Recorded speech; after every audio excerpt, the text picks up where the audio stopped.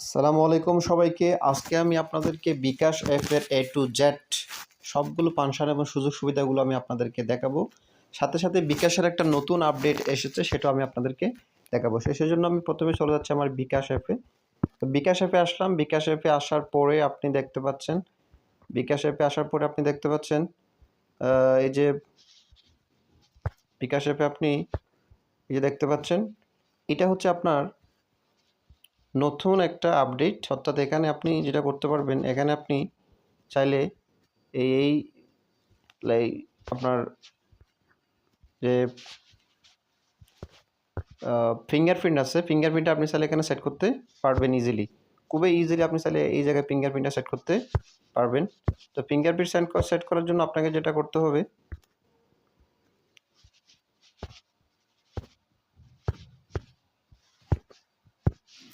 সেটা হচ্ছে আপনি এই জায়গায় ক্লিক করবেন। ক্লিক করার পরে আপনাকে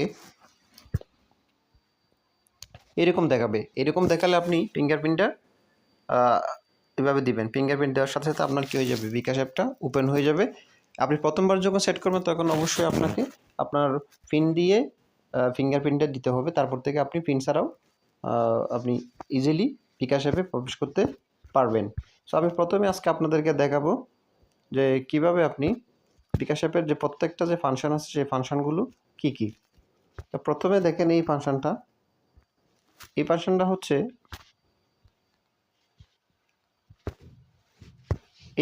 হচ্ছে বেসিক্যালি স্যান্ড মানি।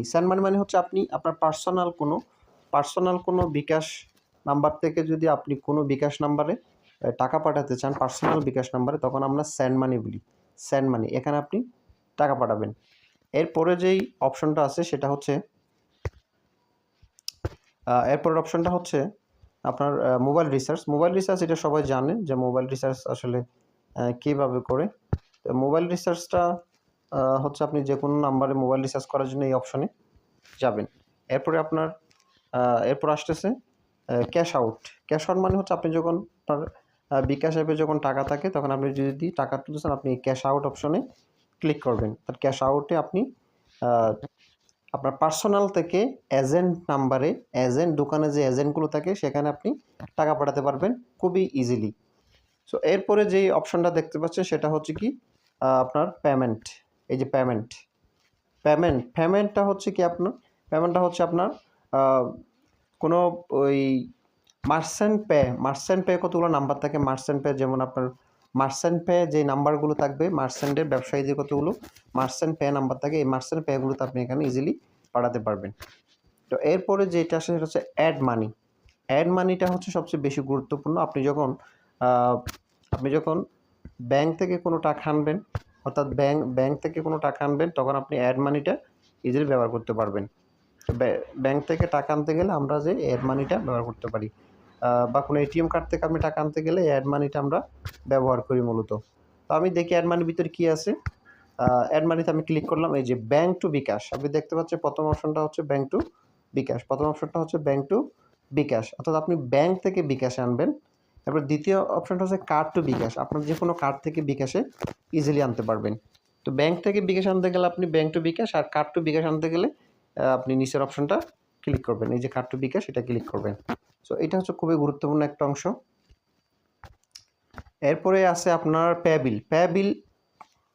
বিলটা হচ্ছে আপনার যত ধরনের বিল আছে, সরকারি বিল, বিশেষ করে সরকারি স্কুল কলেজ যত ধরনের বিল আছে, বেসরকারি অনেকগুলো প্রতিষ্ঠান এখানে আছে, আপনি এখান থেকে বিলগুলো ইজিলি দিতে পারেন। বিদ্যুৎ বিল থেকে শুরু করে, গ্যাস বিল থেকে শুরু করে সবগুলো কিন্তু আপনি বিলের মাধ্যমে ইজিলি দিতে পারবেন। তো আমি বিলের ভিতরে ঢুকে দেখাচ্ছি কী কী আছে। এই যে বিলে ক্লিক করার পরে, আমি যেহেতু প্রথমবার ঢুকছি এই জন্য আমার অনেকগুলো জিনিস আসছে। এই যে দেখেন এখানে গ্যাস আছে, এখানে আপনার গ্যাস আছে, এখানে আপনার গ্যাসের আছে, বিদ্যুৎ আছে, এরপরে গ্যাস, এরপরে পানি, এরপরে ইন্টারনেটের বিল দিতে পারবেন, এরপর টেলিফোনের বিল দিতে পারবেন, টিভির বিল দিতে পারবেন, ক্রেডিট কার্ড, সরকারি ফি দিতে পারবেন, ইন্স্যুরেন্সের বিল দিতে পারবেন, ট্র্যাকারের বিল দিতে পারবেন, অন্যান্য আরও অনেকগুলো সার্ভিস। এখানে সরকারি ফি, এনআইডি ফিও আপনি এখানে দিতে পারবেন। ঠিক আছে। এরপর আপনি দেখতে পাচ্ছেন যে সরকারি ফি, সিটি ব্যাংক সিটি ব্যাংকের যেই এমএক্স ক্রেডিট কার্ড বিল এগুলো আপনি এখান থেকে ইজিলি দিতে পারবেন। এরপর হচ্ছে কি ল্যান্ড ডেভেলপমেন্ট বিল, ভিসা ক্রেডিট কার্ড বিল, ই ফর্সা অর্থাৎ আপনি যখন খতিয়ানের জন্য ফি এখানে দিতে পারবেন। আর হচ্ছে কি ই মিউটেশন এখানে দিতে পারবেন, ইজিলি দিতে পারবেন। তো এখানে অসংখ্য সুযোগ সুবিধা আছে। এই পে বিল থেকে আপনি যে কোনো ধরনের বিল আপনি এখান থেকে পরিশোধ করতে পারবেন। এরপর আছে সেভিংস। সেভিংসটা হচ্ছে মূলত এটা একটা অনেকটা ডিপিএস এর মতো। আপনারা যারা ব্যাংকে ডিপিএস করেন তারা এই যে সেভিংস এটাতে টাকা জমাতে পারেন চাইলে। কীরকম দেখেন, এই সেভিংস আমি ক্লিক করলাম, এখানে আপনি প্রতি মাসে 500 টাকা থেকে শুরু করে যে কোনো পরিমাণ টাকা জমাতে পারবেন এবং আপনাকে ওই ডিপিএসে যেভাবে টাকা দেওয়া হয় ঠিক সেভাবে আপনাকে কি দিবে, এখানে নির্দিষ্ট মেয়াদে আপনাকে টাকাগুলো দিয়ে দিবে। তো এরপরে আরও আছে লোন আছে। আপনি যদি বিকাশ থেকে লোন নিতে চান, এখানে লোনের একটা সিস্টেম আছে। এই যে লোন চাইলে লোনও নিতে পারবেন। যারা মোটামুটি ভালো লেনদেন করে তাদেরকে বিকাশ এখানে লোন নেওয়ার সুযোগ করে দিয়েছে। আপনি চাইলে লোনও নিতে পারবেন। এই যে এটা লোন। তারপর হচ্ছে রিকোয়েস্ট মানি। আপনি কারো কাছে টাকার জন্য রিকোয়েস্ট করতে পারবেন। বিকাশ টু ব্যাংক, এডুকেশন ফি দিতে পারবেন, মাইক্রো ফাইন্যান্স, রেমিটেন্সও এখানে আনতে পারবেন। বিদেশে যারা আছে তারা কিন্তু এখান থেকে রেমিটেন্স আনতে পারবেন, ঠিক আছে। এরপরে আপনার রেমিটেন্সটা হচ্ছে মূলত রেমিটেন্সটা আনলে আপনার অনেক ধরনের সুবিধা এখানে আছে। রেমিটেন্সে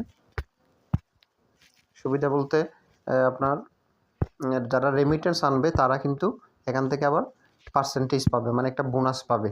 এই যে দেশ অনুযায়ী প্রতিষ্ঠান খুঁজুন, এখান থেকে আপনি আমি পেওনিয়ার দিয়ে আমি টাকা আনছিলাম একবার। পেওনিয়ার অর্থাৎ আমি ফ্রিল্যান্সিংয়ের কিছু কাজ করতাম, সেখান থেকে আমি পেওনিয়ারে কিছু টাকা আনছিলাম। এই যে পেওনিয়ার আমি অ্যাড করছিলাম, এই কারণে পেওনিয়ার এখানে দেখাচ্ছে, ঠিক আছে। আপনি যেই দেশ থেকে টাকা আনবেন ওই দেশটা এখানে অ্যাড করতে পারবেন, ঠিক আছে। দেশ সিলেক্ট করে আপনি কোন দেশ থেকে টাকা আনবেন অবশ্যই এখানে সিলেক্ট করতে পারবেন।